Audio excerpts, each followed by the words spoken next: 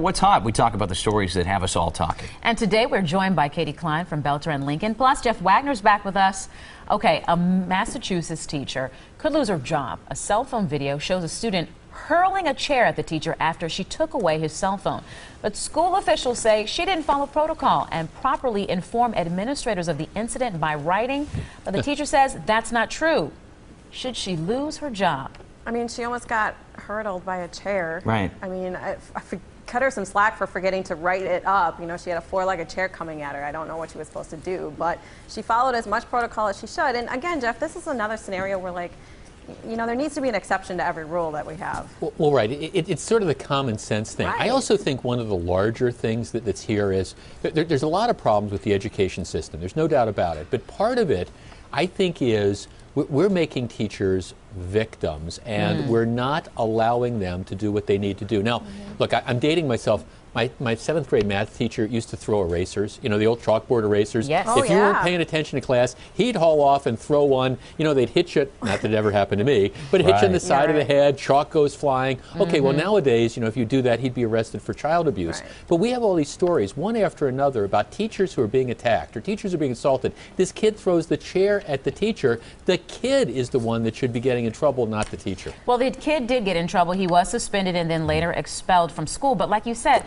give the teacher a break. Well, I feel like we've seen this paradigm shift lately where, like, the kids have more rights than the teachers, and it's coming up short for the teachers, and they're just trying to protect other students and trying to protect themselves. And so I really just don't know how this whole balancing act is going to play out. I think it's ridiculous. And it sounds like this teacher says that the headmaster's really just trying to sweep this under the rug. That she actually brought the headmaster in, said, look, there's the chair, this is what happened.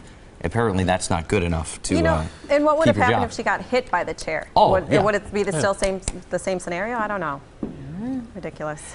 I don't know what's going on with kids these days. No. I mean, he took away the cell phone, and that was enough for him to just go crazy and toss a chair across the room. Wait a second, Cody, you are not old enough to utter the phrase, I don't know what's going on with kids. There's a huge gap, though. We did not do any of that stuff. You got a point, Cody.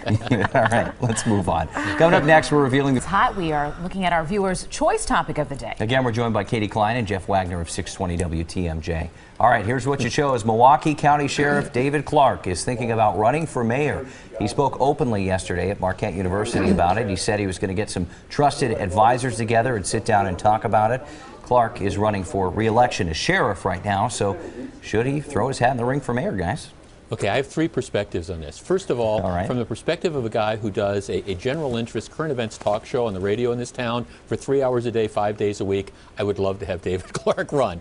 You know, this would be absolutely outstanding. Secondly, I always love contrasts and choices. I cannot imagine a more interesting series of choices between, say, a Tom Barrett and a David Clark. It would be fascinating for the voters. And third, I got to tell you, I'm a little bit biased, but I think David Clark is exactly what this city needs.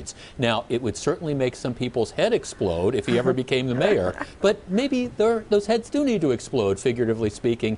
I'm intrigued by this. I don't know if it's going to happen, but I'd love to see Clark get in the race. You sound like you just want fodder for your radio. Gotta have the material coming in. You know, and trust me, there would be material. Trust me.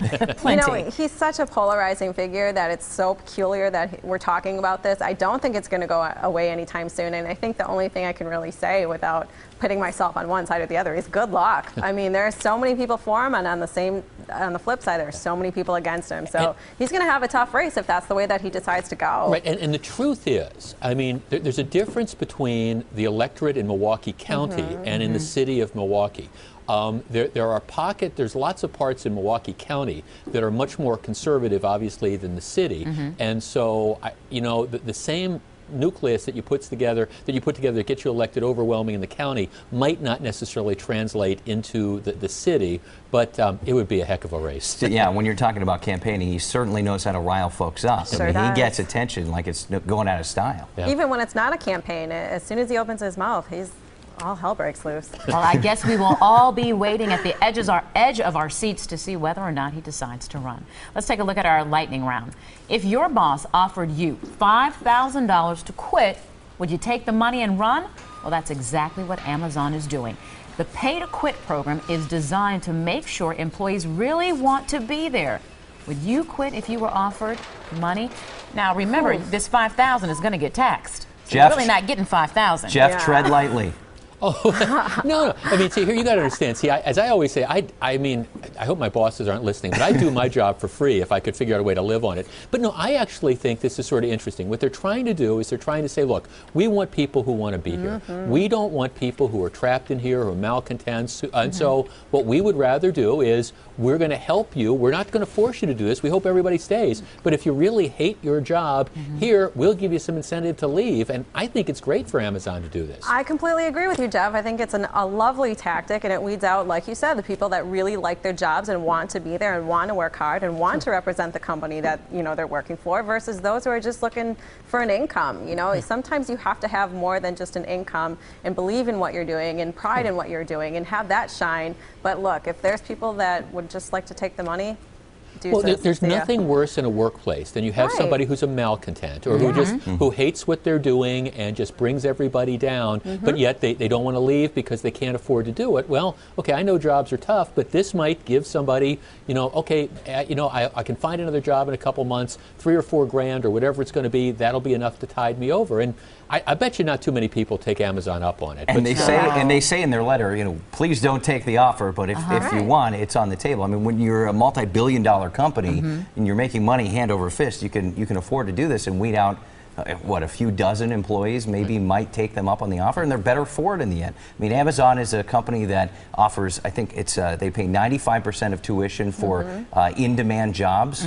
So they really want to help the employee. They really want to have their back there, but they want to make sure that the employee has their back as well. Now we all love our jobs, right? All the great. I love my job. I just wonder, can you really make it off of $3,000 if you were going to just walk off your job today? You'd have to have something lined up. I was going to say, best thing to do is say, well, I guess I'll take the money as you walk to the next job. It's always good to have a job. It is. To get another job. We love it here. Completely it's great. agree. All right, thanks. The What's Hot discussion continues online. You can find that page at tmj4.com/hot. And don't forget, coming up, Michael